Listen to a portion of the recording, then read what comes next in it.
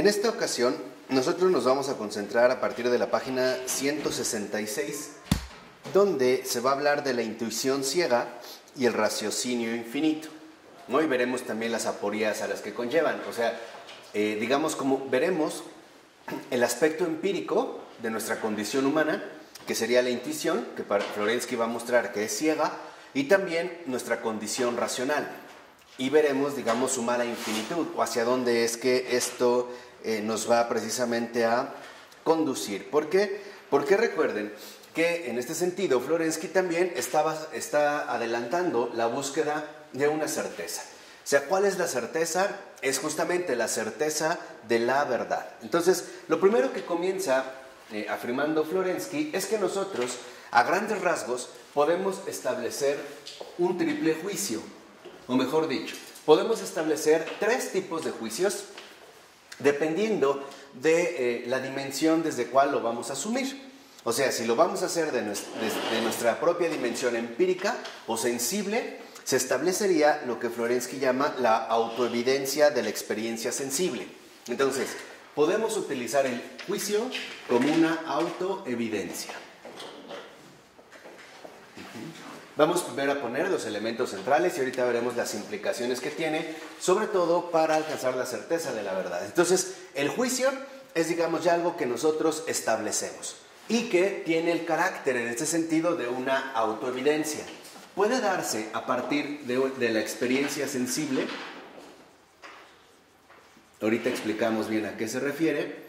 Y entonces sería una autoevidencia partiendo de nuestra realidad sensible, o puede ser también partiendo de la experiencia intelectual.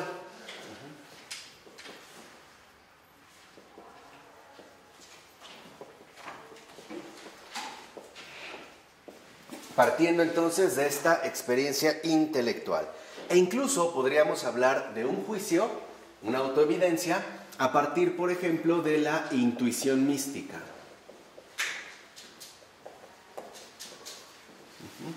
Aquí, digamos, en este punto en concreto que vamos a abordar, es muy importante que nosotros veamos precisamente lo que Florensky está en este sentido exponiendo, para que al mismo tiempo nosotros podamos estar alerta y comprender en qué consiste nuestra auténtica búsqueda de la verdad.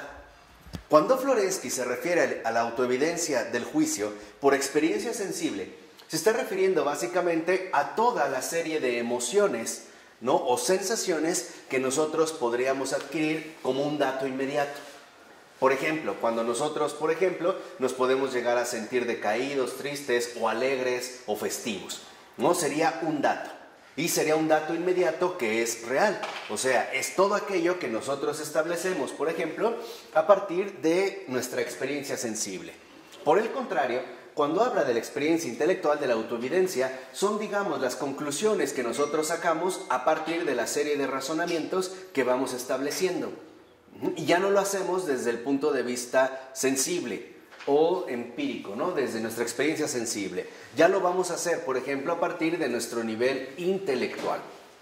Y la intuición mística, como un juicio de autoevidencia, puede ser cuando nosotros abordamos en este sentido nuestros propios criterios que de alguna u otra manera podemos llegar a suponer que son espirituales o que tienen que ver con otra situación distinta, como puede ser también, por ejemplo, el caso de los sueños o algunos arrebatos, ¿no?, místicos o visiones o profecías o algo por el estilo. Ahora, pongamos un ejemplo.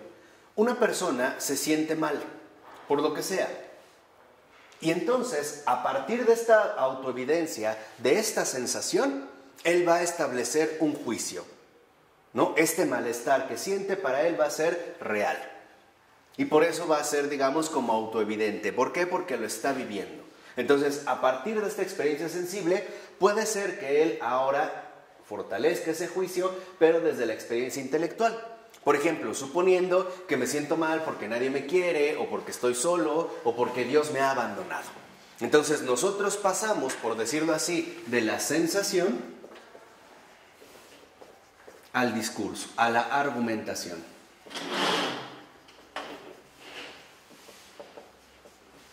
Y aquí lo que ocurre es que establecemos la medida de la verdad a partir de nosotros mismos. Por ejemplo, por el hecho de que yo tengo tal sensación, doy por hecho que esa es toda la verdad. O al revés, por el hecho de que yo he establecido una serie de argumentos lógicos o lógicamente estructurados, doy por hecho que entonces mi pensamiento en este sentido es justamente la medida de la verdad. Y lo mismo pasaría, por ejemplo, con la intuición mística. ¿Por qué? Porque aquí hablaríamos, por ejemplo, de alteraciones psíquicas, ¿no? Cuando se trata de una autoevidencia. Por ejemplo, las personas que tienen falsas visiones o algo así por el estilo. O que incluso pueden desarrollar estados alterados de conciencia, ¿no? El suponer que tienen visiones o que tienen, digamos, experiencias particulares que más bien parecerían estar encausadas hacia un cierto desorden psíquico, hacia un cierto desorden interior. Entonces, si lo ven, estamos pasando de lo sensible a lo intelectual a lo psicológico, o en este sentido a lo psíquico.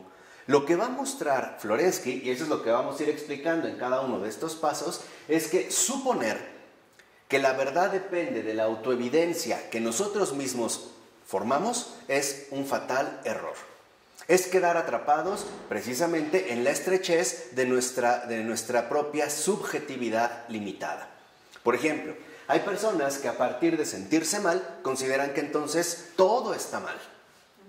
¿Por qué? Porque lo asumen como una autoevidencia. O hay personas que a partir de un cierto proceso intelectual, ¿no?, de una cierta argumentación, se pueden llegar a convencer de que la realidad es así, es decir, tal y como la piensan, no tal y como es.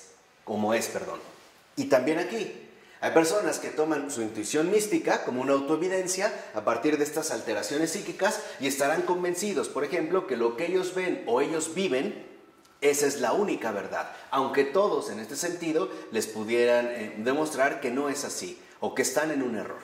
Dicho de otra manera, el problema con el juicio es que lo asentamos en nosotros mismos y por eso es que en efecto, ¿no?, nosotros lo vamos a transformar en una determinada autoevidencia. Piensen, por ejemplo, en lo difícil que es que una persona cambie de un modo de pensar. ¿Por qué? Porque en pocas palabras se ha casado consigo mismo. O sea, está convencido de sus propias ideas, de sus propias sensaciones e incluso de sus propias alteraciones.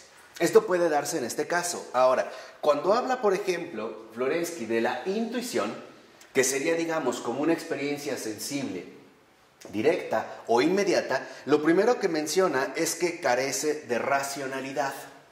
O sea, la sensación, a partir de aquí, que es en lo que nos vamos a detener en esta ocasión, la sensación para Florensky carece de racionalidad.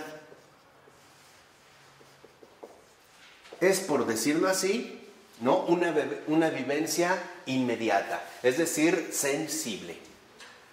Es una experiencia, ¿no?, sensible, que genera sensaciones, emociones, pero que en este punto carece de racionalidad.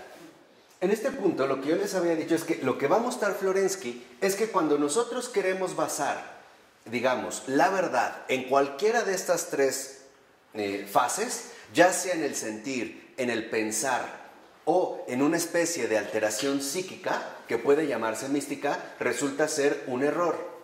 ¿Por qué? Porque entonces, de hecho, y de entrada, asumimos que nosotros somos la medida absoluta de la verdad, ¿no? O sea, sería, digamos, el primer paso funesto. El quedar atrapados justamente en nuestras propias aportaciones. Por ejemplo, en el caso de la experiencia sensible, de la sensación, Florensky considera que como sensación carece de racionalidad. ¿Por qué? Porque se trata de un mero sentir. Es algo enteramente fáctico. Por ejemplo, hay muchas sensaciones que nosotros, en efecto, no podemos evitar y que tampoco podemos establecer, digamos, una aclaración racional, por lo menos inmediata.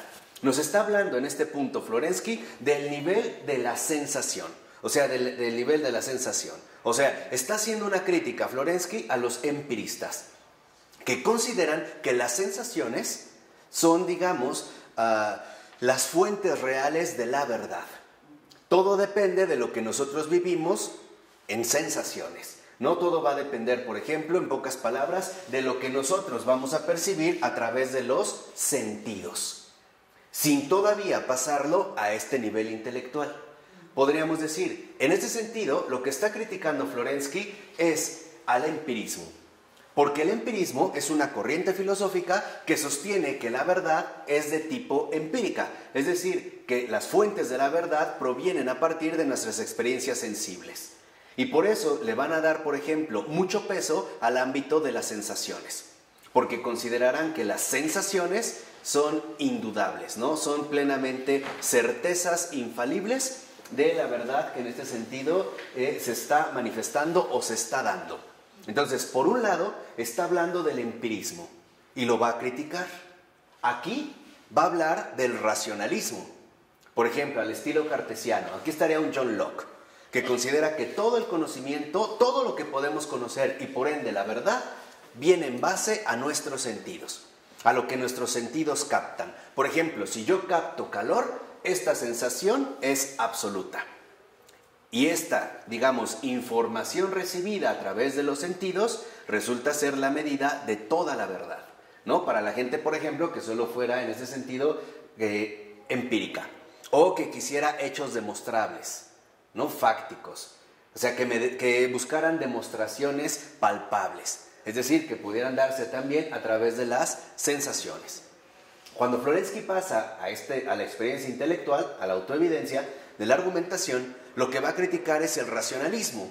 ¿Por qué? Porque hay unos que quieren hacer de los sentidos, con sus respectivas sensaciones, la fuente de la verdad. Y hay quienes quieren hacer de la razón la verdad absoluta.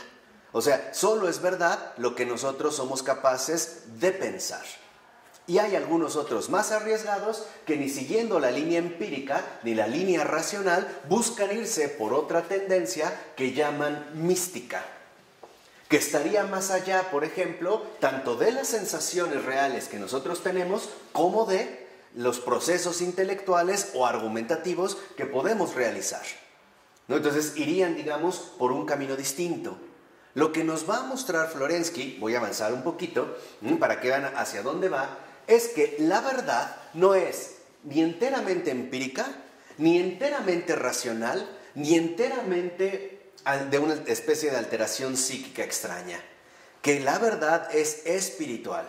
Y esto conlleva una experiencia muy particular, que no busca separar como aquí este tipo de situaciones, sino que en realidad busca integrarlo a partir de una relación viva. Pero para poder captar, digamos, la aportación fuerte de Florensky, tenemos que ir viendo o despejando el terreno para ver a qué se refiere justamente el núcleo central de su planteamiento. Por ejemplo, hay muchas personas que confunden en la vida espiritual la sensación con la verdad. Por ejemplo, es que yo siento que Dios me está diciendo esto. Lo siento, entonces asume su criterio de verdad, su propio sentir, ¿no? Y te lo dicen, no podría explicarte por qué, simplemente lo siento, es algo que siento adentro, ¿no? O siento que el Señor me está llamando a dejar mi vida consagrada, o siento que Dios me está pidiendo tal cosa, o sea, lo siento. Pero aquí lo primero que debemos notar es que nosotros estamos basando este tipo de juicio en nuestras propias sensaciones. ¿Por qué? Porque como la sensación es algo que estamos viviendo y es inmediata, lo damos por hecho como una autoevidencia. Algo, en pocas palabras, de lo cual no precisamente podríamos llegar a dudar. ¿Sí queda claro? En este primer paso. Entonces, lo que va a decir, por ejemplo, Florensky es que la simple intuición carece de racionalidad. ¿Por qué? Porque es una vivencia sensible.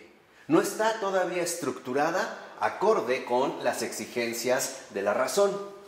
Y entonces nos podríamos dejar llevar, por ejemplo, más que nada por la cuestión del sentimiento, como algunas sectas, por ejemplo, lo están desarrollando en estos días. Miden la relación con Dios en base al grado sensitivo o al grado emocional que pueden llegar a adquirir. Entonces, si van a una parroquia católica, dicen que no sienten nada. Pero si están en su secta, sienten muchas cosas. aunque racionalmente no saben ni qué es, ni por qué, ni para qué, ¿no? Se conforman, por ejemplo, con la pura emoción, con la pura sensación. Sensación que puede traducirse en una euforia a través del baile, los aplausos, el canto, o una sensación muchísimo más melancólica que se puede traducir a través de un llanto incontenible, por ejemplo, o temblores de cuerpo o algo así, incluso desmayos. ¿Por qué? Porque estaríamos nosotros, en este sentido, en el ámbito del mero sentir. Entonces, hay personas que la verdad la miden en base a sus propias sensaciones. Y peor aún, en base a sus propias emociones. Entonces, los que se desmayan en la televisión y todo esto, No. ¿qué son? No es que sean farsantes. Lo que ocurre es que se están únicamente limitando a su propio sentimiento. O sea, no están realmente en relación con la verdad. Solamente están atrapados en sí mismos. Y esto es lo que Florensky va a mostrar. O sea, lo que va a mostrar Florensky es que para realmente encontrar la verdad, tenemos que superar nuestra dimensión empírica, intelectual e incluso pseudomística o enteramente psicológica para acceder a algo que por nosotros mismos jamás podríamos alcanzar. Entonces, esto, por ejemplo, es muy importante porque San Bernardo nos enseñó algo extraordinario. Sentir no es consentir. Y aquí es donde vamos a un aspecto muchísimo más fundamental. Por ejemplo, yo puedo sentir, realmente sentir, siento que Dios me ha abandonado, por ejemplo. Esa sensación es real, no vamos a decir que no. O puedo sentir, por ejemplo, que Dios no me escucha, o que no atiende mis súplicas, o que no le importo. Esa sensación es real, es una autoevidencia. Pero eso no significa que mi sensación es la medida de la verdad. Ahí es donde entra el error. Entonces, yo puedo, por ejemplo, aceptar que tengo esta sensación. Siento que Dios me ha abandonado. Ok, eso es real. Pero eso no me lleva a consentir lo que esta sensación me quiere transmitir. O sea, yo no tengo por qué consentir esta sensación como una medida absoluta de la verdad real o de la realidad. En pocas palabras, yo no puedo dejarme llevar así simplemente por mis meros estados emocionales, partiendo, por ejemplo, de ciertas sensaciones. Pongamos quizá un ejemplo más accesible. ¿Cuántas veces nos ha ocurrido que vemos a una persona y sentimos que le caemos mal? Y como nuestra sensación es inmediata, damos por hecho que las cosas sí son así, que le caigo mal, siento que le caigo mal, cuando a lo mejor a la otra persona ni siquiera ha notado mi existencia.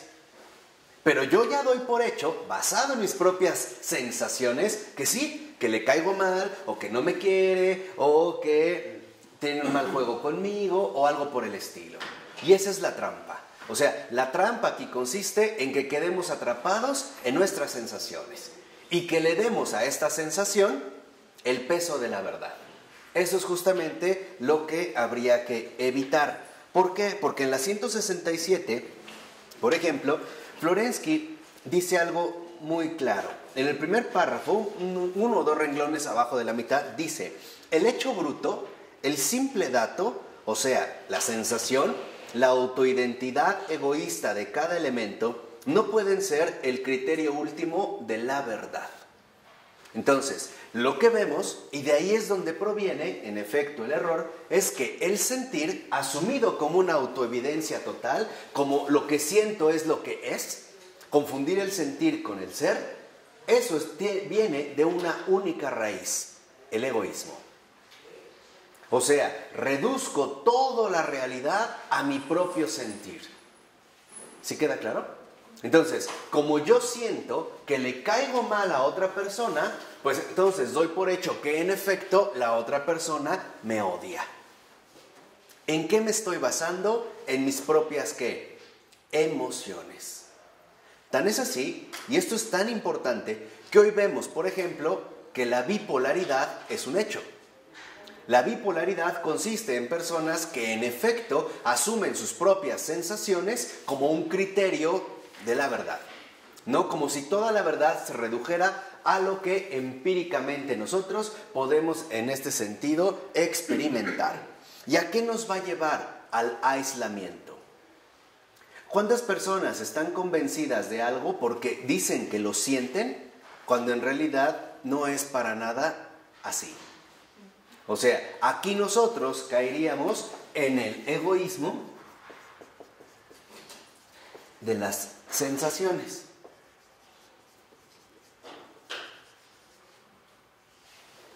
Por no hablar en este punto del egoísmo de las emociones.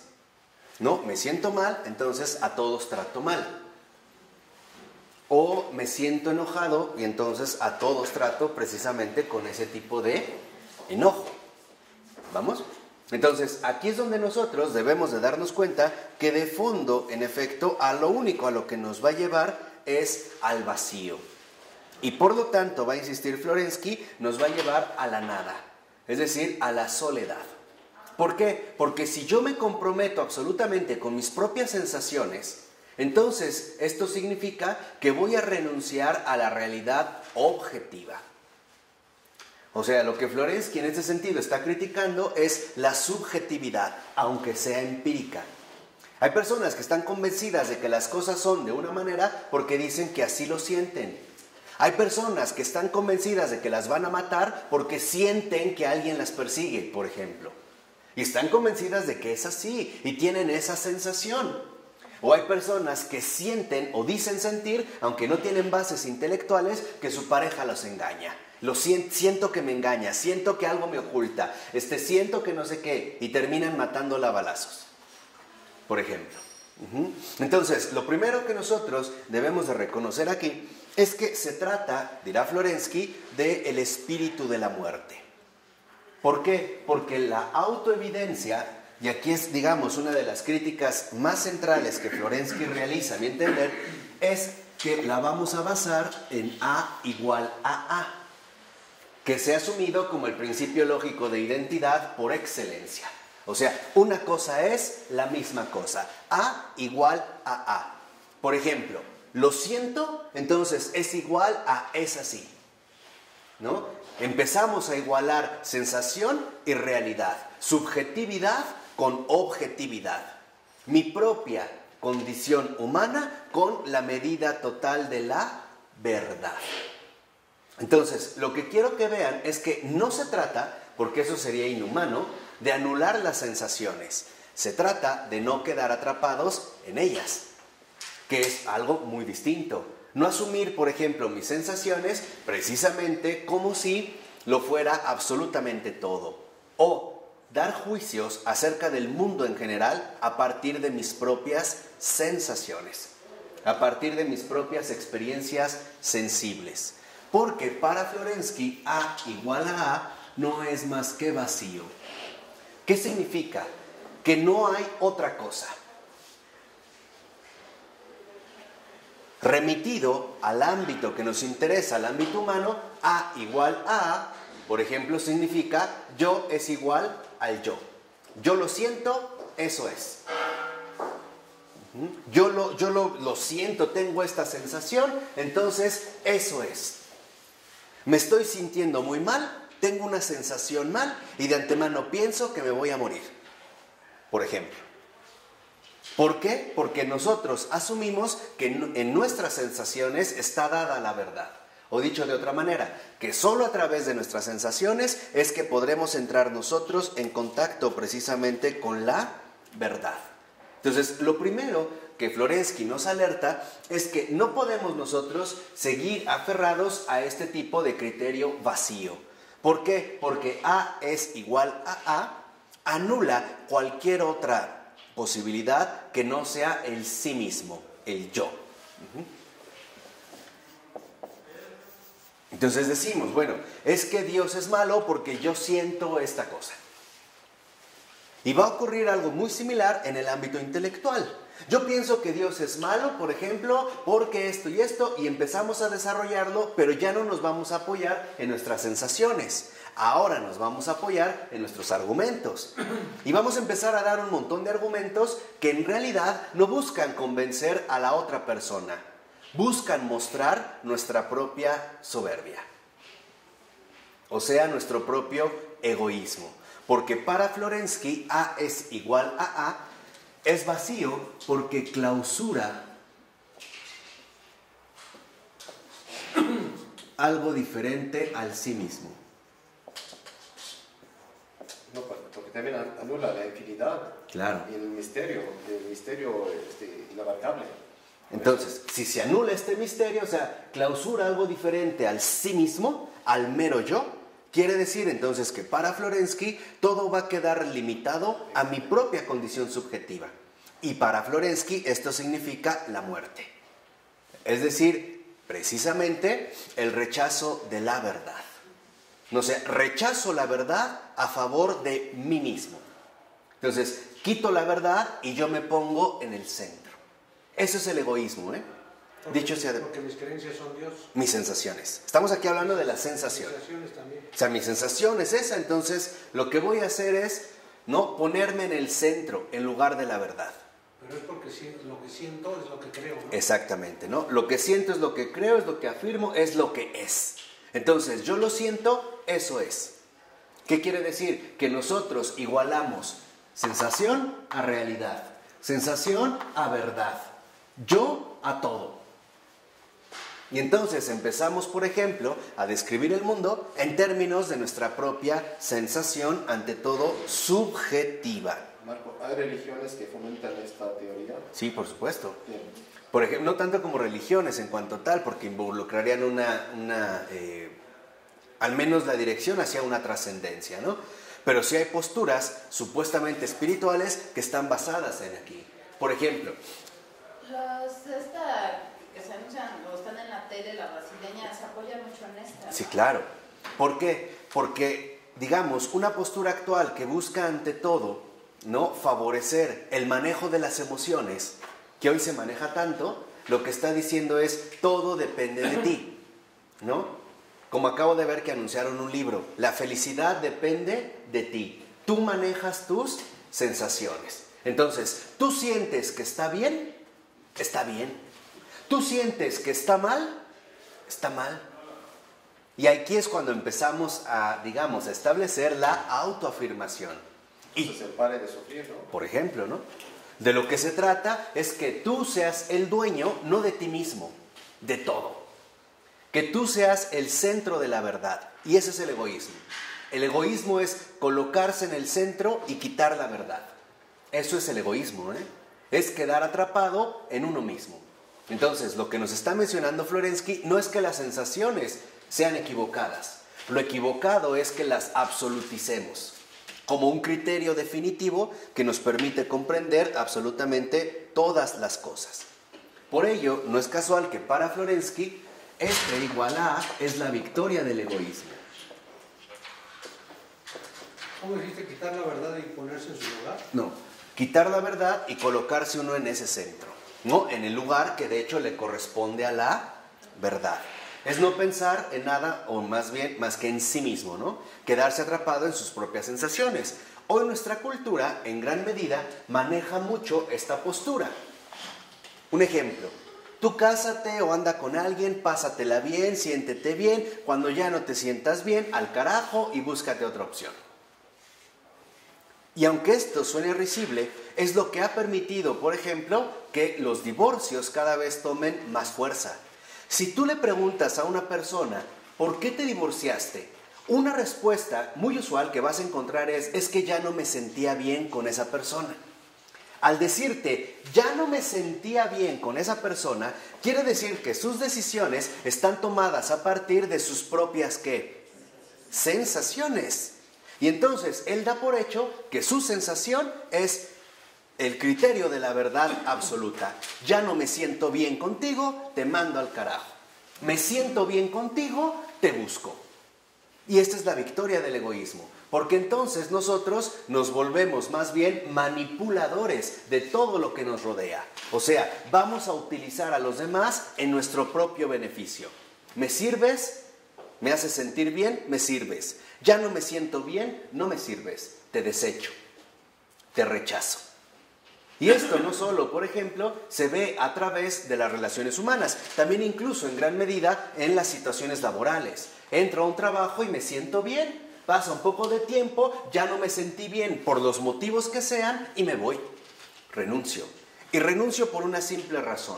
No es por el trabajo, es porque me estoy dejando guiar por mis propias sensaciones. O sea, estoy asumiendo que mi sensación me dice lo que es la realidad. Entonces yo ya no me sentí bien aquí, simple y sencillamente me marcho. Por eso es que también en estos momentos nosotros estamos atravesando una profunda inmadurez humana. Porque en gran medida la sensación en nosotros pesa demasiado. ¿Por qué? Porque le hemos dado el lugar, o le hemos querido dar el lugar que solo le corresponde a la verdad. Porque en último término, ¿qué es la verdad? Es liberarse de uno mismo. Esa es la verdad, ¿eh? Si nosotros ahorita respondiéramos a la pregunta que hizo Pilato, ¿qué es la verdad? Y que se lo preguntó a la verdad, es liberarse de uno mismo. Por eso Jesús no le responde a Pilato. Porque le hubiera dado la respuesta que le hubiera dado, Pilato no estaba dispuesto a renunciar a sí mismo. En pocas palabras, nada le hubiera ¿qué? Satisfecho ni convencido. Por eso Jesús no responde. Aquí nosotros tenemos que aprender algo importante. Hay preguntas que hacen ciertas personas que no debemos responder. ¿Por qué? Porque va a ser un desgaste inútil. Un ejemplo, una pregunta. Una persona que dice, a ver, demuéstrame que Dios existe. Que es bien común. Esas preguntas ni se responden. Porque en realidad no le interesa encontrar la verdad. Le interesa humillarte al no ofrecerle la respuesta que le espera. Y ahí se ve el egoísmo. Entrar en controversia. Sí, o sea, y buscar la humillación, porque esa es la victoria del egoísmo. Yo soy yo. A es igual a A. Entonces hay situaciones que entonces vemos que la verdad es librarse de uno mismo. Esa es la verdad. ¿Qué es la verdad? Es quedar liberado de uno mismo. Verdad en este sentido, en el que lo estamos viendo, es la liberación de mis propias limitaciones y estrecheces. O dicho de otra manera, la verdad es quedar libre de mis propias equivocaciones.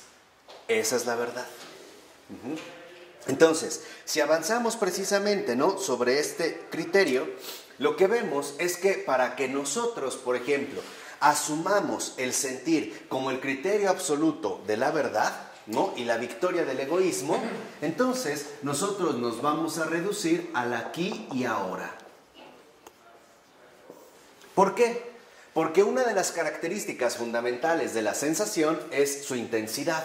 Son como la pólvora, prenden mucho, pero así se pasan. Entonces, puede ser que, por ejemplo, nosotros aquí y ahora, en este momento y en este preciso lugar, yo tenga una situación particular de molestia, de ira o de lujuria o qué sé yo. Entonces, como para mí la sensación pesa tanto, me voy a reducir a este criterio y voy a afirmar que lo que estoy sintiendo es real por el simple hecho de que lo estoy sintiendo aquí y ahora. En pocas palabras, la sensación anula la propia temporalidad. Y esto es bastante importante. ¿Qué significa que la sensación pretende anular la propia temporalidad? Que olvidamos que lo esencial de una sensación es que es pasajera. Las sensaciones pasan. Así como ahorita tú te puedes sentir muy bien, en un minuto te puedes sentir muy mal y luego otra vez bien. Si tú solo te quedas en el aquí y el ahora de la sensación aislada, de la victoria del egoísmo, o sea, del aislamiento, entonces no vas a alcanzar a ver con objetividad la realidad amplia que en este sentido te rodea. O sea, vas a quedar en este sentido descontextualizado. Y por lo tanto, al quedar descontextualizado, empezarás a transitar más bien el ámbito de la irrealidad. Porque las cosas no son así. O sea, lo que aquí quiero que entiendan, y es lo que Florensky está mencionando, es que no por el hecho de que lo sientas, significa que es así. Tu sensación no es un criterio de la verdad. Al contrario, es justamente lo que te puede desviar de la verdad. Por eso dice en la 168, en los 3 últimos renglones de esta página, se trata del reino de la muerte, ¿no? La ley de la identidad estática, llevada hasta el extremo, se ocupa solo de ficciones, abstracciones y esquemas sin realidad. Entonces, este aislamiento, precisamente, ¿a qué nos va a llevar? A las ficciones. ¿No es eso lo que padece, por ejemplo, una persona que se llama hipocondríaca? ¿No es esa la alteración profunda de la hipocondria? No es los pensamientos que tiene. Es que a partir de una sensación, esa persona asegura que por esa sensación ya tiene un criterio de toda la verdad. ¿Qué le va a pasar? ¿Qué le va a suceder? ¿Por qué? Porque lo está sintiendo.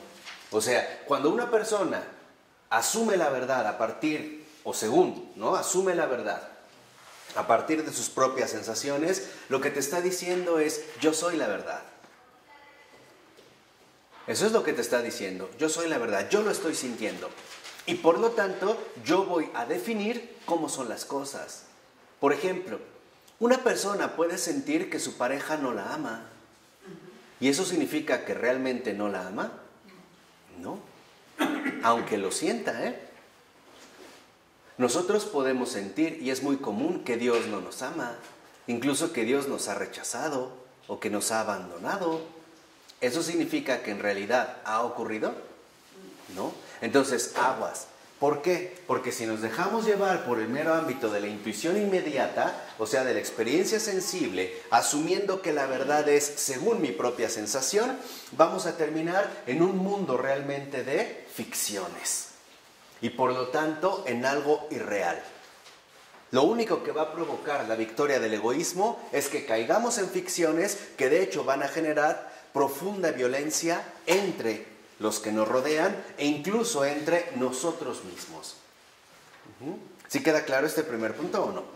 Sí, entonces, si es así, lo primero que considera Florensky es que aquí quedamos como detenidos, ¿no? Este aislamiento se vuelve estático, ya no nos podemos mover.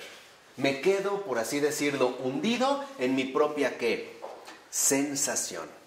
Pero se me olvida, como dijimos, que la sensación también es temporal y pasa. Por eso, por ejemplo, San Ignacio de Loyola consideraba que un criterio fundamental para la vida espiritual es el trabajar en paciencia. ¿Qué significa esto? Que uno avance en su vida ordinaria independientemente del estado de ánimo que uno tiene. Por ejemplo, si yo me propuse el día de hoy cocinar un pastel, pero me siento mal, y entonces porque me siento mal, mando al carajo el pastel, para Ignacio de Loyola es incurrir en un error, porque estoy tomando esta decisión a partir de mi ¿qué? Sensación. Por eso, para Ignacio de Loyola estaba muy claro que trabajar en paciencia significa, como diría San Benito, hacer lo que tengo que hacer de la mejor manera posible. A pesar de cómo me siento. A pesar de cómo me sienta. De hecho, ¿no es esa una de las reglas de oro de un matrimonio? Es trabajar en paciencia, a pesar de cómo te sientas. No porque hoy te sientas bien, amas más a la otra persona. O porque hoy te sientas mal, la dejaste de amar. Significa que han entendido un ritmo maduro de vida. Y eso es a lo que nos va a invitar Florensky, a la madurez. Lo vimos la clase anterior cuando hablamos del culto. El verdadero culto es alcanzar la madurez espiritual. ¿Y qué es la madurez espiritual? El temor de Dios. ¿Y qué es el temor de Dios? La correcta relación con nuestro Creador y Señor. Eso es el temor de Dios. ¿No? Ya lo explicamos, yo ya no me voy a detener. Pero eso es lo que estamos buscando, auténtica madurez. Porque si no, siempre vamos a estar como niños caprichosos que hacen un berrinche de acuerdo a la sensación que en ese momento están experimentando. Nosotros en este sentido ya no somos infantiles. Se supone que de alguna manera, ¿no? Ya estamos formando parte del mundo de los adultos, un mundo más maduro. ¿Por qué? Porque también para alcanzar una adecuada relación con Dios hay que madurar. Y hay que alcanzar una relación mucho más madura. Entonces, ¿queda claro? ¿Sí? Ahora, si es así, si este aislamiento nos lleva a una parálisis, o sea, a una estática, y nos queda detenidos, lo que vamos a hacer es que aquí va a entrar entonces en esta misma línea de la autoevidencia del error, la experiencia intelectual. Porque ahora, a través de la experiencia intelectual, nosotros vamos a buscar discurrir. Como aquí me quedé atorado, entonces la única manera de darle continuidad y no quedarme enteramente detenido es a través de poner en marcha el movimiento. ¿Y qué vamos a realizar? Lo que dijera Ludwig Wittgenstein, los movimientos del pensar. Y ahí es donde las ficciones van a adquirir continuidad. Como la sensación ya se quedó detenida y la asumí como base de lo que yo interpreto como la realidad, la única manera entonces de poder seguir avanzando en el error es a través de discurrir, que de hecho es esta palabra de donde deriva la palabra discurso.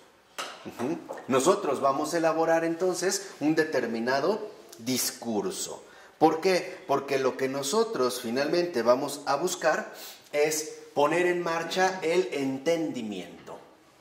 Vamos a tratar ahora de explicar intelectualmente o justificar intelectualmente el apoyo que de entrada le dimos a nuestra sensación.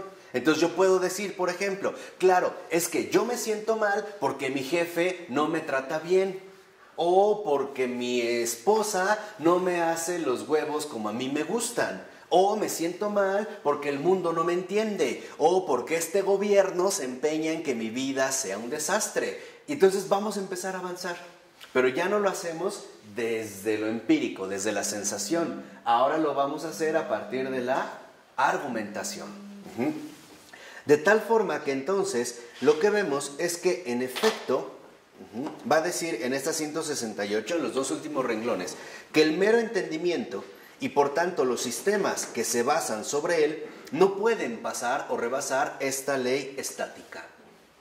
¿Por qué? Porque lo único que hacemos a través de estos argumentos es enredarnos todavía más. Por decirlo así, recuerdo una imagen de San Juan de Kronstadt, ¿no? Para San Juan de Kronstadt el pensamiento es como una araña. Entonces, lo que hace es tejer su propia telaraña, establece conexiones aquí y allá, pero al final no nos damos cuenta que los que quedamos atrapados fuimos nosotros mismos. Dicho de otra manera, esta es justamente la victoria del egoísmo, esta clausura del misterio de la trascendencia nos lleva a la muerte, al vacío, porque en último término, lo que hacemos es, si nos enterramos en el aislamiento de la sensación, ahora imagínense que nos vamos a amarrar con los hilos de la argumentación y vamos a quedar todavía muchísimo más atrapados. Por ejemplo, personas que dicen, no, es que yo siento que la vecina me está haciendo algo. Siento. Y sí, claro, porque todas las mañanas me ve feo y veo que algo me avienta a mi puerta. Entonces, desde que me ve se me cae el pelo y no sé qué, me salieron lagañas. Entonces, y empezamos en la locura. Es como amarrarse una piedra a los pies, aventarse al mar, y con los argumentos nos empezamos a amarrar todavía ¿qué? Más. Caemos finalmente presas precisamente de esta mentira. ¿Por qué? Porque el error consiste no en la sensación ni en la argumentación. El error de fondo consiste en que estamos partiendo de nosotros mismos. De A es igual a A. O sea, lo siento es, lo pienso es. Y nosotros mismos, por ejemplo, ¿no? Somos bastante ingenuos cuando tenemos que enfrentar este tipo de dinámicas, que tiene que ver en gran medida con nuestra real y herida condición humana. Las debilidades humanas tienen que ver con estas situaciones. ¿Por qué? Porque las debilidades humanas tienen que ver con las heridas profundas que nos dejó precisamente el pecado. Y de una vez dejémoslo claro. ¿Qué es el pecado? Sabemos que el pecado sustancial es la desobediencia. Pero lo grave no es el pecado, es las consecuencias que el pecado trae. Entonces no nos quedemos únicamente con un acto aislado. tenemos que dimensionar bien la cuestión del pecado, porque el pecado original es la experiencia infernal de la separación de Dios. Ese es el pecado original. Y es una experiencia, es la experiencia finalmente infernal de la separación de Dios. Nosotros también podríamos decir que constituye la expulsión del paraíso, que bien lo tenemos en el Génesis, ¿no? Han sido expulsados ¿del qué? Del paraíso. Y aquí entendemos el fondo espiritual de lo que estamos diciendo, porque a partir del pecado y estas consecuencias, lo que hacemos es aferrarnos a nosotros mismos, y eso es lo que te hunde. Es como si en lugar de nadar, tienes que abrir los brazos, te apretaras fuertemente, y mientras más fuerte te apretes, más rápido te hundes. Entonces, lo que vemos es que la muerte consiste en aferrarse a uno mismo.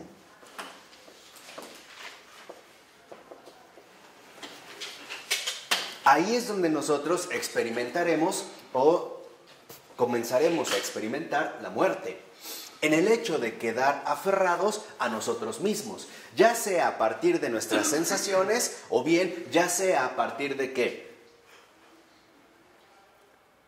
De nuestros pensamientos, ¿no? De nuestros hilos argumentativos. Hay personas que a partir de una cierta sensación física dan por hecho que se están muriendo, Y uno le puede decir, no es grave, no te preocupes. No, es que sí me muero. No siento, y decimos, siento que me muero y no sé qué y tal. En realidad, a lo que se está pegando es a su propia, ¿qué? Sensación. Y hay personas que no son tan sensibles, pero sí son muchísimo más argumentales. Y entonces quedan atrapadas, por ejemplo, en su locura intelectual. Un ejemplo, es que, no sé, esa persona llegó y me vio feo. No, claro, es que de seguro me quiere asaltar porque me está persiguiendo, me está buscando, alguien la mandó. Entonces empezamos literalmente, ¿no?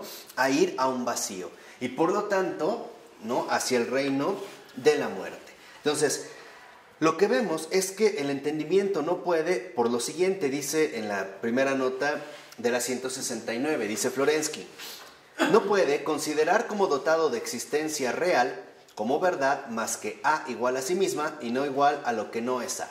Por el contrario, a todo aquello que no es igual a sí mismo o que es igual a lo que no es él, el entendimiento le niega el ser real. Lo ignora como no existente. Y esas son las ficciones. Las ficciones es lo irreal.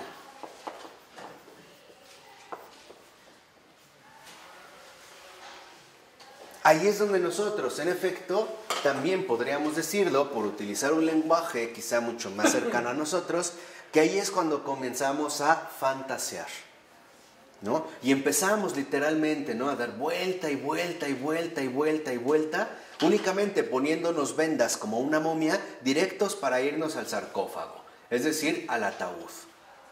Y empezaremos a sentir esta asfixia, ¿no? Empezaremos a notar cómo todo nuestro ser se empieza a estremecer. ¿Por qué? Porque la secuencia más grave del pecado es, en efecto, estar convencido que estamos solos. Que Dios sí existe, pero que no está con nosotros. Y por eso es que no sabemos cómo reaccionar ante situaciones de este tipo, por ejemplo. Cuando un sacerdote, como mencionaba Ronnie, por ejemplo, rompe con el celibato, lo hace por una serie de ficciones que comenzaron desde aquí y que después se fortalecieron desde acá. Un ejemplo, al momento de estar confesando a una mujer, surgió una sensación en mí de atracción física. Es una sensación, me gustó, ¿no? Me sentí atraído, por ejemplo. Pero después yo dejo que esta sensación se quede instalada en la base. No la trabajo, no la quito, simple y sencillamente me la quedo, ¿no? Ya tengo una raíz. Pero como esta sensación sigue ahí, aquí y ahora, yo la voy a tratar de justificar a través de una cierta argumentación. Por ejemplo, diciendo que no tiene nada de malo, que yo soy sacerdote, pero también soy ¿qué? Hombre. Entonces, si soy hombre, es para que vean el hilo, lo estoy como dramatizando. Si soy hombre, y esto lo puede hacer mientras se lava los dientes, al estar comiendo, al estar leyendo, hasta al estar oficiando una misa, por ejemplo. Le sube más las ejercicios. Claro. Entonces, como yo me empiezo a convencer, digo, pero soy hombre y también tengo necesidades. Así que en último término, pues no tendría nada de malo tener una relación sexual con una mujer. Porque además no va a ser una relación sexual cualquiera, es por amor, porque estoy sintiendo algo por ella. Y ahí empezamos a ver las ficciones, o sea, lo que en principio es lujuria, ahora se disfraza de amor. Cuando hemos llegado a este nivel, al nivel del disfraz, de la máscara, ¿no? Como le podríamos llamar, ya se enmascaró el pecado, el siguiente paso es consentir. Claro, mi sensación, no, lo que siento no es lujuria, es cariño, es amor, es respeto, es especial. Lo que pasa es que la iglesia anticuada no entiende lo que estoy sintiendo. Nos obliga a mantenernos célibes, ¿no? Cuando eso es antinatural incluso para un ser humano, que estamos llamados a la reproducción física. Entonces, en la siguiente confesión, yo ya voy bien preparado para abrirle las puertas a la equivocación. Ya no solo voy a confesar, ya voy a cortejar. Oye, mira, por ejemplo, es en serio, lo digo en serio. Oye, pues no deberías de permitir que tu marido te trate así, como una mujer tan linda como tú, tan buena, que merece otro trato. ¿Qué te parece si nos vemos para comer? Y así es donde nosotros podremos quedar atrapados en gravísimas trampas. Entonces, primer criterio para alcanzar la libertad: no te enganches a tu sensación. No la puedes evitar, pero eso no te obliga a consentir, ¿eh? Cuidado, no lo puedes evitar. Es como el viento. Si hay viento y vas caminando en la calle, no puedes evitar que te golpee la cara. Pero eso no significa que vas a guardarte todo el viento. Consejo práctico que les doy: todas las noches, esas sensaciones que tuvieron cierta fuerza a lo largo del día, entréguenselas a Jesús en una cajita. Dile: Señor, te tengo un regalito. Mira, sentí esto: enojo, lujuria, ansiedad, tristeza, engrandecimiento, soberbia, blasfemia, lo que quieras. Lo sentí. Aquí está, es tuyo. Y ya. No te enganches. ¿Por qué? Porque si tú dejas que la sensación se instale, va a echar raíces. Y acuérdense también lo que en algún momento Florensky nos dijo: el pecado nunca viene solo, el pecado es legión. ¿No se acuerdan? Dijimos, cuando dejamos entrar uno, hay muchísimos atrás, ¿eh? Es como un caballo de Troya, ¿no? Aparentemente entró uno, pero en realidad se metieron muchos. Entonces, lo que vemos es que en efecto... Que eran tres. La primera, que no te engancharas con tu sensación. Sí, o sea, que no te enganches, ¿no?, con tu sensación. El segundo es lo que te dije, es cada noche, entrégalo, ¿no? Y el tercero es, sé cuidadoso, no te quedes con nada. Porque de hecho, por ejemplo, un sentimiento guardado se transforma en un resentimiento. ¿Cuál es la diferencia entre un sentimiento y un resentimiento? La carga afectiva del resentimiento es violenta, cuando la carga afectiva del sentimiento era pacífica, tranquila, aparentemente. Es como una uña enterrada, ¿no? Una uña enterrada. Se entierra y genera dolor. Después llegará el momento en el que en efecto no podremos ni caminar. Lo mismo pasa con ello. Por eso debemos de entender que nuestras sensaciones no son criterios para evaluar la realidad. Son experiencias humanas, eso es todo, nada más. Y son experiencias humanas que estamos llamados precisamente, ¿no?, a entender cómo sobrellevarlas de la mejor manera posible. Hay personas que se sienten feas y después se ven feas. Y al último, sí están feas. Y es en serio. Hay una continuidad, o sea, ¿por qué? Porque lo que quiero que entiendan es que nuestros estados interiores también se van a manifestar en prácticas exteriores. Por eso, por ejemplo, una persona que se siente muy mal, que está deprimida, no se quiere ni bañar, ni arreglar, ni eso.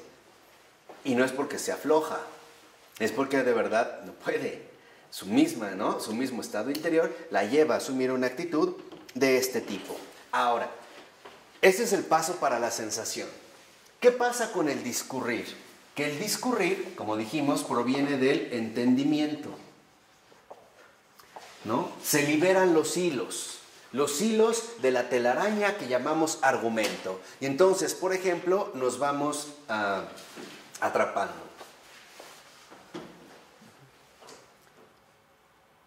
Déjame poner un ejemplo concreto. A un niño de 5 años que era muy aficionado a las galletas, su mamá le dijo, si tú agarras una galleta, Dios que lo ve todo te va a castigar, ¿eh? Ese niño lo que recibió fue una sensación, que no tenía racionalidad, simplemente sintió ¿qué? Miedo. Con el avanzar del tiempo, este miedo se queda tan arraigado en él que va a empezar finalmente, ¿no?, a despertar su entendimiento y tratar de darle una base intelectual, un acompañamiento intelectual, una justificación intelectual a esa sensación originaria. Y entonces él empieza en su argumentación a decir, claro, es que Dios, que es omnipotente y todo lo puede, abusa de los débiles, por ejemplo, que somos nosotros. Entonces Dios es un espía metiche que se mete en todos lados. Es un ojo, con esta obsesión sartreana del ojo, ¿no?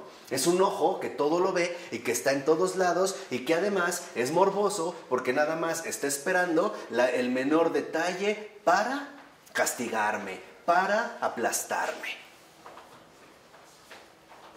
Y esto se va a reflejar también en una determinada actitud. Pero esto es algo que discurrimos a través del ¿qué? Del entendimiento. ¿Cuál es la salida? Versus la razón. ¿Qué significa esto? Y esto es muy importante. Que para Florensky lo que nos puede desviar o engatusar es el entendimiento, pero la razón es la lucidez de nuestra dimensión intelectual. Y por lo tanto, siempre podemos acudir a la razón. Porque la razón no se deja sobornar o no se deja atrapar como el entendimiento quiere proponer. Entonces, la razón, en este sentido, Florensky se lo toma muy en serio y se presentaría como el nivel supremo de nuestra dimensión intelectual. Entonces, es pasar del entendimiento a la ¿qué? A la razón. ¿Cómo puedes darte cuenta cuando hay este paso del entendimiento a la razón? Por ejemplo, a través de cuestionamientos. ¿Realmente es así como lo estoy pensando? ¿En serio las cosas sucederán? ¿Dios de verdad será malo? ¿En serio Dios será de esta manera que me presentaron o no? ¿Qué quiere decir? Que ya estamos rompiendo, ¿no?, las presiones del entendimiento y estamos buscando una salida precisamente a través de ¿qué? De la razón. ¿Por qué? Porque las exigencias de la razón son contrarias. La razón busca la verdad. El entendimiento se busca a sí mismo. Ahí es donde vemos que las exigencias son distintas. El entendimiento se sigue moviendo en este principio vacío. A igual a A. A ver, yo mismo me provoco un autoconvencimiento, me quedo atrapado en mis hilos argumentativos y ahí me quedo. En cambio, la razón lo que hace es decir A no es igual a A.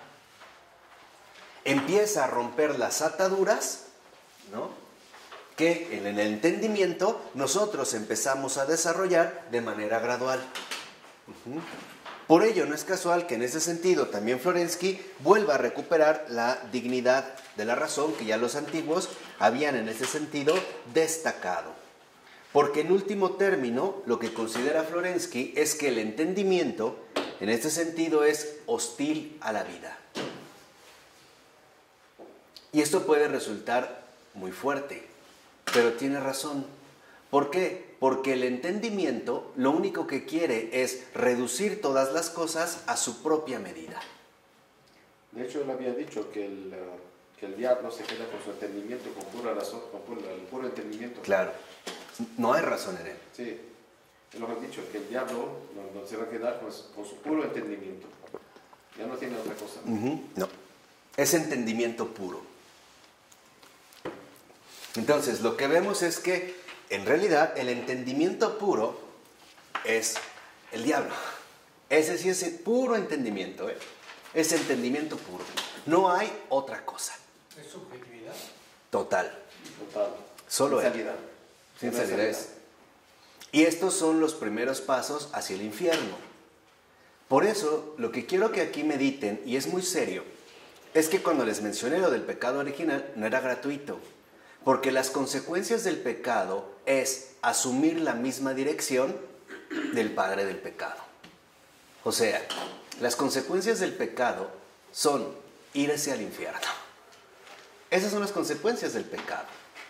Por eso es que es más grave. Por eso, si nosotros lo vemos, hay casos donde se cometen pecados que nos autoengañamos o somos engañados, haciéndonos creer que en realidad no es tan grave, hombre, no pasa nada. No, ay, es cualquier cosita, hombre, nada, tú sigue. ¿Por qué? Porque no alcanzamos a percibir toda esta consecuencia enorme que de hecho no tiene otro destino más que lo infernal. Por ello va a decir que entonces entre el entendimiento y la razón hay pugna, hay lucha. Porque el entendimiento de A igual a A se vuelve, es hostil hacia la vida. En cambio, la razón es fiel a la vida, ¿no? Lo voy a poner así. Bueno, vida y verdad.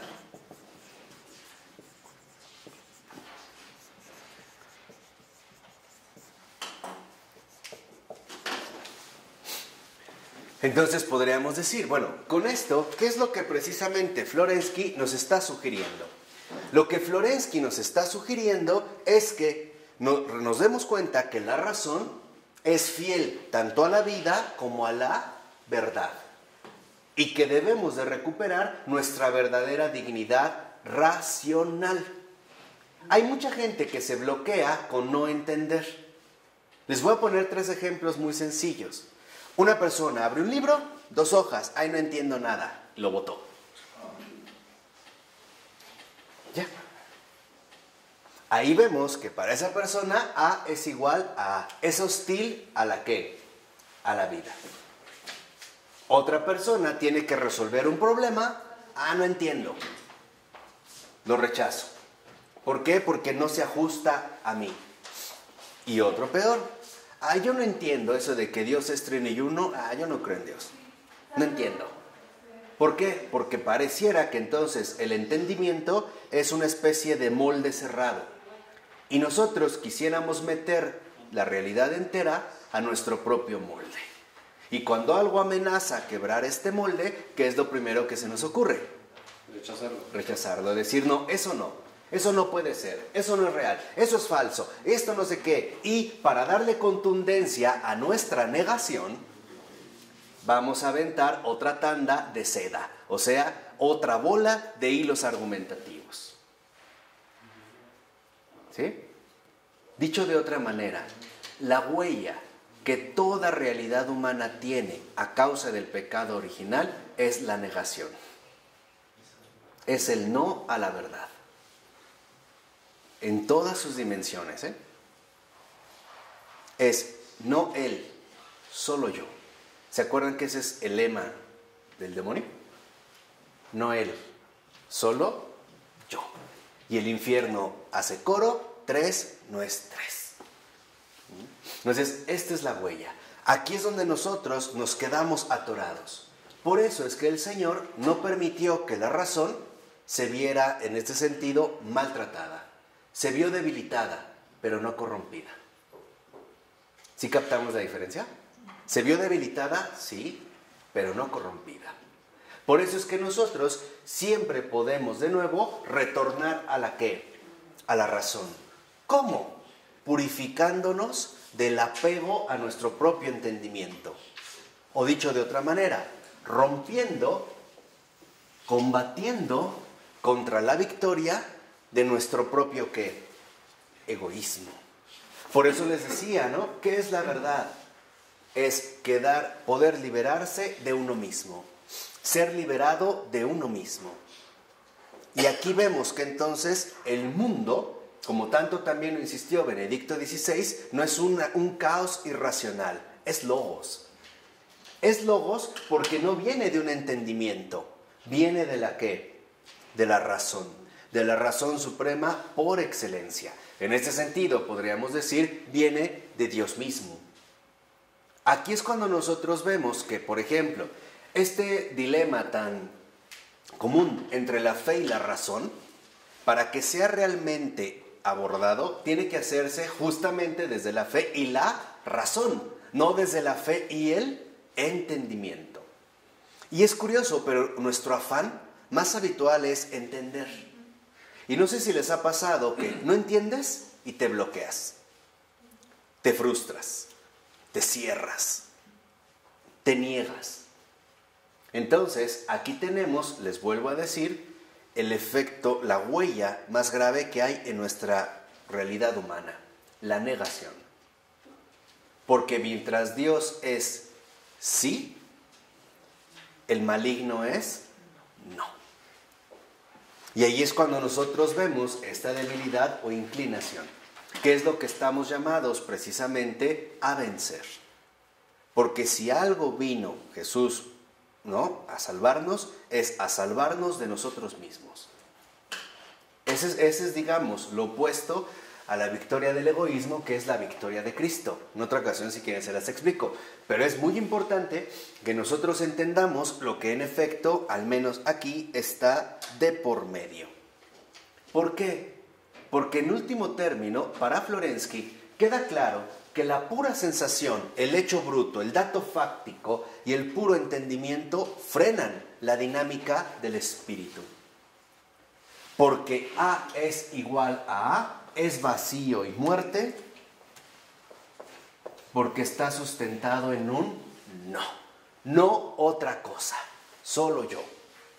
A es igual a A, el yo es igual a yo. Y entonces vemos cómo la victoria del egoísmo se esconde también bajo la forma de una proposición lógica aparentemente insuperable e invencible.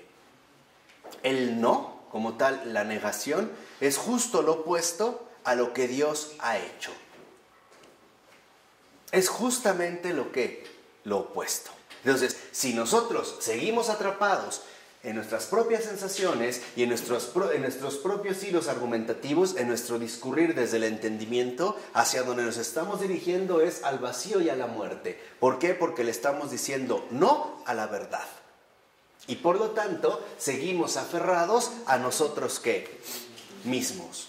Por ello, por ejemplo, que es quizá en lo que me siento más familiarizado, un buen criterio para crecer intelectualmente es leer un autor aunque no entiendas nada. Avanzarlo y tratar de captar lo que puedas. Pero de antemano, ¿no qué? No juzgarlo. No juzgarlo, no cerrarte.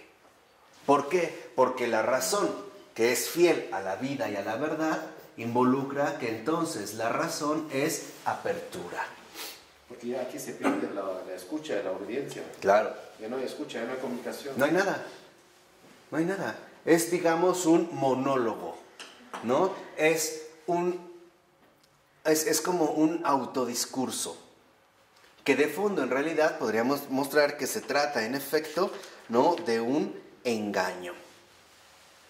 Lo que es fundamental para Florensky es que nosotros no nos neguemos a la dinámica del espíritu.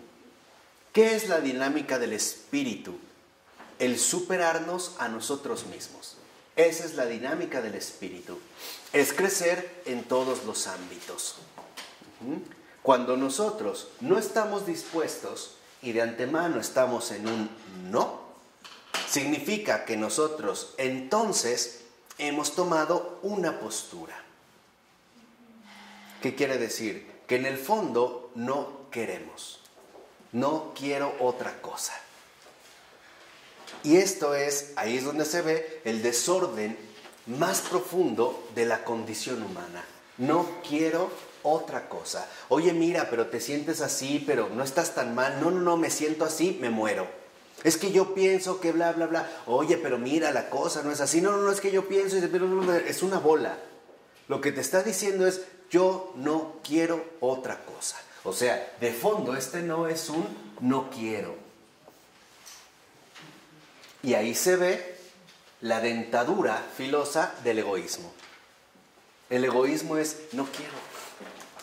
No quiero la verdad. No quiero otra cosa que no sea yo mismo.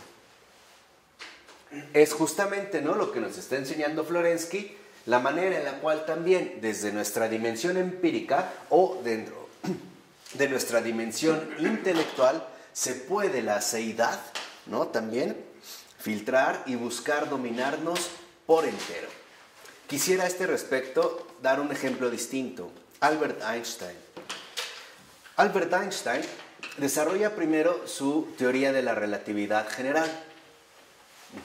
Lo que va a demostrar en esta teoría, que de fondo es sencilla, aunque es matemáticamente muy elaborada, es que todo va a estar vinculado, por ejemplo, a la masa empleada, que quedará vinculada a una aceleración, ¿no?, cuya velocidad constante, doblada o duplicada, elevada al cuadrado, terminará dándonos como resultado una energía, que es su famosa fórmula, ¿no? E igual a mc al cuadrado. O sea, energía es igual a masa por aceleración al cuadrado. Si yo tomara esta botella y la pudiera aventar con la suficiente fuerza para que alcanzara de manera constante la velocidad máxima que puede ser registrada, que es la velocidad de la luz, 300.000 kilómetros por segundo, entonces ya no veríamos esta botella. ¿Qué veríamos?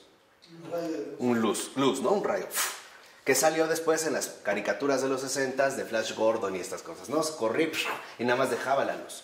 Ok, dentro de esta teoría, una de las implicaciones que tenía es que el universo no había sido creado. O sea, en esta teoría, o a partir de esta teoría, se podía demostrar matemáticamente que Dios no existe, que no era necesario para entender el universo.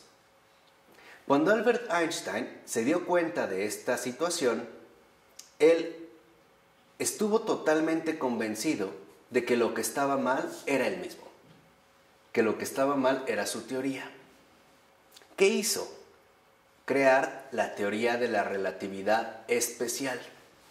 ¿Qué es lo que hace en esta teoría de la relatividad especial? Introducir una constante cosmológica para que en efecto quede demostrada vía matemáticas la existencia de Dios. ¿Qué quiere decir? Que si en un primer momento la teoría de la relatividad general estaba acorde con el entendimiento, al mantenerse fiel a la verdad y a la vida, Einstein modifica y ahora va a apelar a la ¿qué? A la razón. Por ejemplo, Einstein nunca dijo, claro, alcancé la verdad, Dios no existe. No, él dijo, yo me equivoqué. Y revisó y no está bien. Dijo, no, estoy en un error. Algo tengo que hacer. Que de hecho es precisamente lo que Stephen Hawking en su breve historia del tiempo le va a reclamar. Cuando escribe, por ejemplo, la breve historia del tiempo, el reclamo fundamental de Hawking a Einstein es, tú ya nos habías demostrado que Dios no existe, ¿para qué carajo lo vuelves a introducir? No es necesario. Y entonces él va a empezar a hablar, por ejemplo, de la cuestión de los agujeros negros. Pero lo que quiero que entiendan es que nuestro entendimiento busca quedar satisfecho consigo mismo. Lo entiendo, me basta. No lo entiendo, lo rechazo. En cambio, la razón buscará más bien hacernos crecer cada vez más y más. ¿Por qué? Porque en efecto, lo que veremos es que si Florensky nos ha mostrado en el ámbito intelectual, digámoslo así, lo que ocurre, a este sentido, al ámbito nociológico del conocimiento, también lo va a aplicar al ámbito de la vida personal y de la voluntad, y veremos que ahí lo que aparece es justamente la auténtica rebeldía. La rebeldía o la rebelión es un no, pero es un no a la verdad, no a cualquier cosa. Por ejemplo, el rebelde no es el que se enoja o se molesta con sus padres. Ese no es el rebelde. Ese para nada sería un rebelde. El rebelde es precisamente aquel que no está dispuesto a aceptar algo más grande que sí mismo. Alguien que se va a querer buscar detener o concentrar únicamente en lo que él lleva, ¿no? Por eso va a considerar Florensky que en estos hilos argumentativos aparece la mala infinidad. ¿Cuál es la mala infinidad? La mala infinidad es nunca encontrar un punto final. Por ejemplo, cuando una persona no está dispuesta a la verdad, tú le puedes hablar años, nunca lo vas a convencer. Y siempre podrás estar dando una nueva ¿qué? Razón, ¿no? Un nuevo argumento, y es un cuento literalmente de nunca ¿qué? Acabar. Por eso también para Florensky las matemáticas son una mala infinidad. Porque puedo irme 1, 2, 3, 4, 5, 6 y jamás ¿qué? Terminar. Entonces va a decir, ese es un mal infinito. Porque nos da la impresión de que no tiene límite, pero tampoco nos satisface en cuanto nos pudiera mostrar en este sentido su auténtica plenitud. Por ello es que va a decir Florensky que el verdadero infinito es lo eterno. ¿Por qué lo eterno no es postergar indefinidamente el tiempo? Como alargar una liga sin límite. Es llegar justamente a esta plenitud que nosotros anhelamos. Y ese es uno de los anhelos fundamentales de la razón. La razón se abre a la eternidad. Se abre a aquello que en efecto la razón por sí misma no puede de ninguna manera entender. En la 171, un poquito arriba de que he iniciado cuando habla de la contradicción, dice Florensky, el discurso es una racionalidad no alcanzada, un principio regulador, una regla de acción para la razón, una vía que debemos seguir siempre para no alcanzar ningún fin. O sea, que no la podemos pasar, hable y hable y hable y hable y hable, y argumente y argumente y argumente, y jamás alcanzar algún fin. Por eso dice Florensky, el criterio racional es una dirección y no un fin. O sea, que en pocas palabras, cuando nosotros queremos dirigirnos, por ejemplo, a través de la vía racional, debemos de darnos cuenta que esto solo es un criterio, no es el fin que buscamos, porque entonces, racionalmente, nunca podríamos alcanzar ¿qué? Es un fin, ¿no? Lo que estamos buscando. Dicho de otra manera, podríamos pasárnosla argumentando ¿qué? Todo el tiempo, sin llegar a ningún punto fijo y definitivo. Aquí es donde, dicho sea de paso, se ve el punto central, por ejemplo, de la postura judía. Para la postura judía, lo fundamental recae en el nivel de la interpretación, ¿no? Para ellos, por ejemplo, Dios es infinito porque a partir de la palabra, ¿no? De la Torá, de la ley escrita, se pueden dar infinitos comentarios. De tal forma que entonces es la manera en la que ellos entienden que Dios es infinito. No se puede llegar nunca a un punto final, a un punto definitivo. Por eso ahora entendemos por qué la encarnación no encaja para nada con la ortodoxia judía. Porque sería ponerle un límite a algo que en sí mismo es infinito. Por eso no tiene nombre. Por eso es lo impronunciable.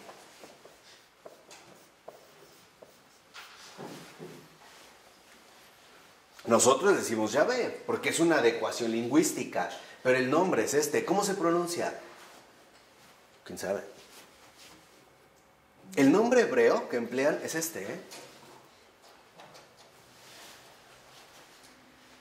No hay manera de pronunciarlo, porque el simple acto de pronunciar sería entonces romper precisamente con este infinito, ¿no? O con la condición infinita. Entonces, aquí tenemos que ver algo fundamental. Primera, nosotros debemos emplear el criterio racional, sí, porque es un medio. Si nosotros, por ejemplo, no empleamos el criterio racional, caeríamos en un desorden de fondo. Por ejemplo, no podríamos llegar a ningún acuerdo y no podríamos ni siquiera plantear ordenadamente ningún tipo de cuestión. Es un medio, pero no es un fin.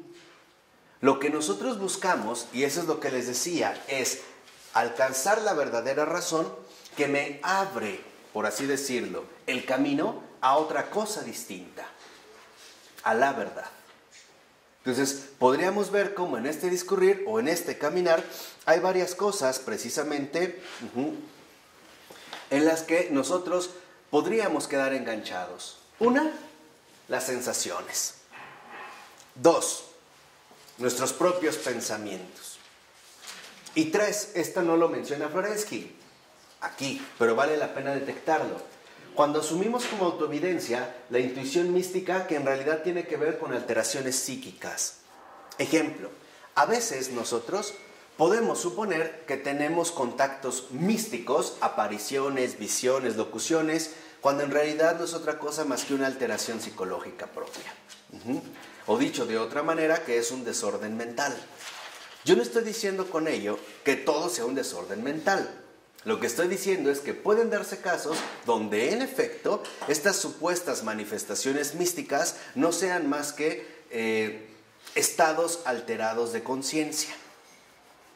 Habría, digamos, como varios criterios para poder evaluar alguna situación. Pero algo que es real es que si con esa visión que yo tengo quedo como muy complacido, es un engaño. Porque estaría suponiendo que estoy de igual a igual. Si ante una visión yo en primer lugar siento temor y ganas de decir esto no me puede pasar a mí, puede ser que vaya por buen camino. Por eso un criterio para las personas que tengan este tipo de situaciones es rechazar toda visión. Toda, ¿eh? Y si es Jesús, no crean que se va a enojar, ¿eh? Le va a agradar, porque al menos ve que estaremos dispuestos a no dejarnos engañar. Al menos a no dejarnos engañar tan fácilmente. Rechazar. Rechazarlo.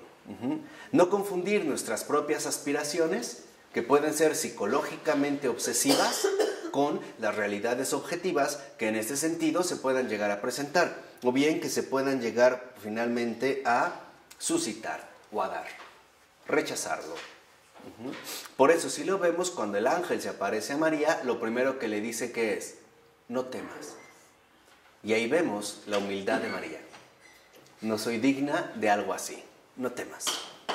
No temas. Y aquí lo vamos a ver continuamente cuando se trata de una auténtica, en ese sentido, manifestación. ¿No? Dicho de otra manera, cuando realmente es una manifestación del Señor, uno no puede más que sentir una profunda humillación. Uno siente literalmente, ¿no?, la inadecuación entre lo divino y la miseria que soy yo. Lo mismo que Santa Isabel. ¿Quién soy yo para que la madre de mi Señor venga a verme? Ahí se ve la actitud, y no al revés. Decir, por ejemplo, que la Virgen María me viene a ver cada vez que yo le llamo, o cada vez que toco una campanita, o cuando le hablo viene. ¿Quién soy yo para que la madre de mi Señor venga a verme? ¿De acuerdo? ¿Sí? Vamos a dejarle hasta aquí, un poco para que en la que sigue veamos cómo hay otra vía que se puede asumir y que es la duda. ¿Sí? Bueno, vamos a dejarle hasta aquí. En nombre del Padre, del Hijo y del Espíritu Santo. Amén.